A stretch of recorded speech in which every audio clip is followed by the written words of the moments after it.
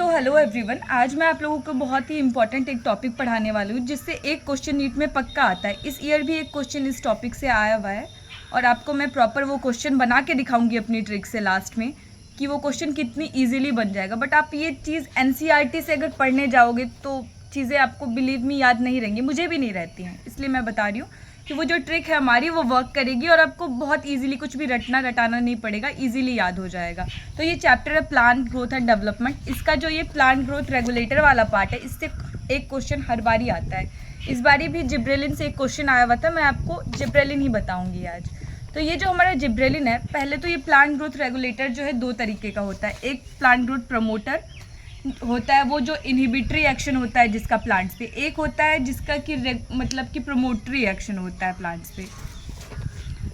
तो अब ये जो आज हम लोग पढ़ने वाले हैं इसका प्लांट पे, ये एक प्लांट ग्रोथ प्रमोटर है, मतलब कि पॉजिटिव इफेक्ट है इसका प्लांट पे। अब आइए देखते हैं हमारी ट्रिक क्या है।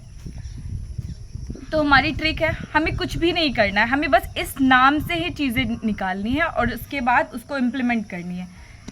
ये हमारा जिब्रेलिन है, जिब्रेलिन से हमने निकाल लिया G, फिर B, फिर R, फिर L, फिर N।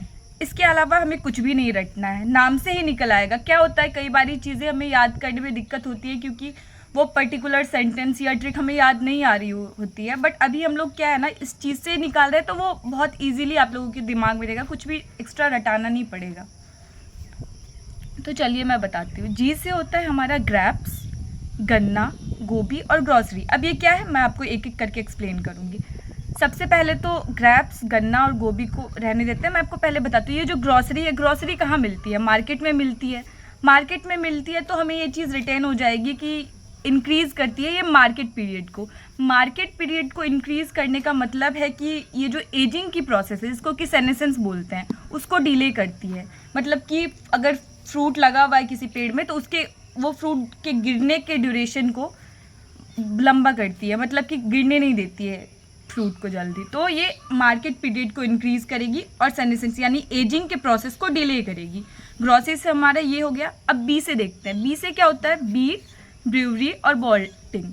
अब ब्रूअरी जो है, ये ब्रूअरी इंडस्ट्री में क्या काम होता है इसका कि ये मॉल्टिंग के प्रोसेस को स्पीड अप करता है।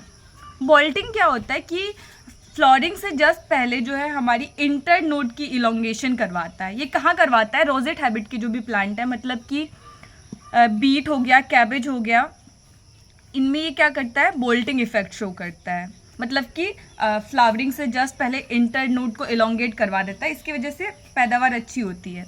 अब इसके बाद आता है कि ये लेंथ को इंक्रीज़ करता है। अब ये लेंथ को, ये जो हमने बताया था कि ग्रेप्स और गन्ना, ये यहाँ पे कवर होगा। लेंथ को इंक्रीज़ करता है कहाँ? गन्ना यानी कि शुगर कैन में, शुगर कैन में लेंथ को इंक्रीज़ करता है। और फिर ग्रेप्स के स्टॉक में लेंथ को इंक्रीज़ करता है। लेंथ को इंक्रीज़ क्यों करता है? अब लेंथ को इंक्रीज़ जब हमने स्टेम, गन्ने के जो स्टेम है, मतलब शुगर कैन की जो स्टेम है, उसी में तो मतलब प्रोडक्टिविटी हमारी, उसी को तो यूज़ करते हैं, हार्वेस्ट करते हैं हम लोग।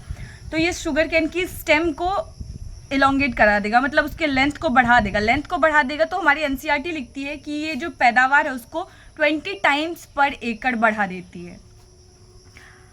उसके बाद आता है N से नींबू। नींबू यानी कि हमें ऐसे सिंपली याद रखना है, नींबू कैसा होता है? एसिडिक होता है, खट्टा होता है। तो नींबू जो है तो नींबू से याद रहेगा कि जिब्रेलिक एसिड जो होती है वो एसिडिक, नाम में ही है कि एसिड है, मतलब जिब्रेलिक एसिड जिब्रेलिन को बोला जाता है, तो वो एसिडिक नेचर का होगा।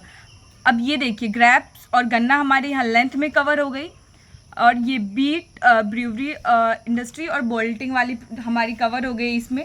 अब ये बीट और कैबेज क्या है, मैंने आपको पहले ही बताया था, रोजेट हैबिट के प्लांट है, तो इसमें क्या करेगा? ये बोल्टिंग इफेक्ट शो करेगा। तो ऐसे हमारी ये जिब्रेलिन वाली पूरी, ये जो पूरी है ये रिटेन हो जाएगी। अब मैं आपको एक क्वेश्चन दिखाती हूँ, इस ईयर के नीट का है ये क्वेश्चन, और ये कितनी इजीली इस ट्रिक से, अदरवाइज आप अगर NCERT लाइन बाय लाइन से इसको याद करने जाएंगे तो वो आपको कहीं ना कहीं दिक्कत लाएगी। तो मैं आपको बताती हूँ कि इस ट्रिक से हम कैसे इसको सॉल्व कर सकते हैं। तो ये देखिए क्वेश्चन है हमारी, इसमें पूछा गया है internode elongation prior to flowering in cabbage कौन करता है? अभी मैंने आपको बताया कि कैबेज में क्या करता है? इंटरनोड इलोंगेशन करवा देता है जस्ट फ्लावरिंग से पहले। तो इसमें हमारा आंसर क्या जाएगा? जिब्रेलिन। और ट्रिक क्या थी हमारी? बहुत ही सिंपल ट्रिक थी, जिसको ना ही आपको ज़्यादा याद करना पड़ा, ना ही कुछ ज़्यादा करना पड़ा। मैंने अपने टाइम पे भी इस चीज़ों को ऐसे ही रिटेन किया था, मैंने भी सीखा और मैंने भी इसी चीज़ को अप्लाई किया था। तो आप लोग भी करें और ऐसे ही और वीडियोज़ के लिए हमारे चैनल को सब्सक्राइब करें। Thank you so much.